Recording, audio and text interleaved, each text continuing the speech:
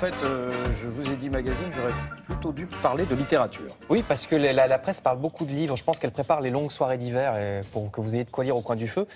Par exemple, cet ouvrage pour les fans de Darth Vader et de la princesse Leia. Vous savez que le 7e épisode de la Guerre des Étoiles sort en décembre. Je te le dis, si tu ne le sais pas, Sylvie.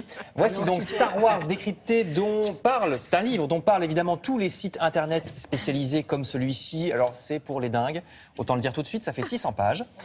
Sur les origines de la saga, sur George Lucas qui adorait faire des maquettes quand il était petit, ce qui se voit d'ailleurs dans les premiers épisodes, puisque ceux de 77 et les années suivantes, c'est des maquettes, la plupart des effets spéciaux. Non, le numérique arrive bien après. C'est ça qu'on aime, c'est des pétards sur de la maquette. Effet spécial. Alors, vous lirez dans ce livre également les secrets de tournage, et puis il y a un côté encyclopédique, par exemple, vous apprendrez dans le 2e chapitre de la 5e sous-partie qu'il y a toutes les planètes Star Wars qui sont listées, Tatooine, Alderaan, je vous passe la liste exacte, vous voyez jusqu'à Utapo, l'ancienne, Mustafar l'Adané. Donc si vous voulez acheter une... Utapo, ça je savais pas. Oui, Utapo. Non mais personne ne sait. Si vous voulez acheter une maison sur Utapo, ils vous disent le climat, enfin bref.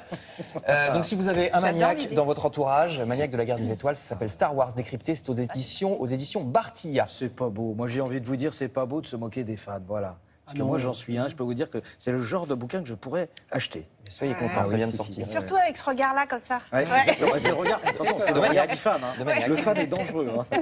Alors, autre livre également très étonnant, là on revient sur Terre et on revient même en France, puisqu'il s'agit de nous autres Français et de notre image dans le monde. Ça s'appelle Oh là là, c'est français. Je le dis bien. Oui, je le fais avec l'accent anglais, parce que c'est ce que les Anglais et les Américains savent du français, c'est Oh là là. Oh là là. Voilà. Alors, par exemple, l'Est républicain en a parlé, ils ont interviewé l'auteur, la linguiste Marie Treps. Son livre explique comment on parle de nous, par exemple, un Alain Delon en Roumanie, si on vous dit vous portez un bel Alain Delon aujourd'hui. Oui. Qu'est-ce que c'est? C'est une belle cravate. C'est un manteau avec un col de fourrure. Pourquoi? Parce qu'il en porte un dans Rocco et ses frères. Oui. En Pologne, un bardotka. Le bardotka. C'est plutôt pour Sylvie. C'est un très bel bardotka. C'est du soutien-gorge, non? C'est un soutien-gorge avantageux. Ah, pigeonnant.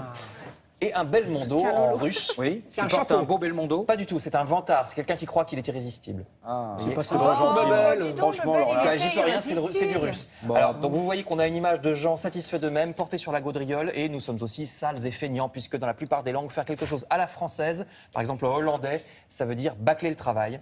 En italien aussi, et je ne résiste pas au plaisir de vous montrer quelques mots de turc, puisque la Turquie a beaucoup emprunté aux Français, vous voyez, notamment dans le domaine de la cosmétique. Vous voyez, on va chez le coiffeur, faire une mise en pli ou des bigoudis.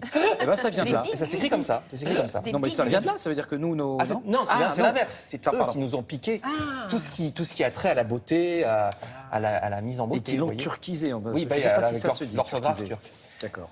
Donc l'image de la France, oh là là, c'est français, édition Vuibert, beaucoup moins drôle, un autre livre en cet anniversaire des 70 ans de la chute du nazisme, livre incroyable sur les secrets du Troisième Reich. Vous voyez cet article sur le site internet du Point. Alors ça, c'est le livre. Voilà l'article. C'est un livre incroyable parce qu'on apprend par exemple que Hitler avait probablement un grand-père juif. Sa grand-mère paternelle est en effet tombée enceinte, on ne sait pas trop comment, on ne sait pas de qui, parce qu'elle était jeune servante dans une famille bourgeoise juive. Alors on ne saura jamais la vérité, puisque Hitler a fait brûler les archives de l'état civil autrichien, donc on ne saura jamais.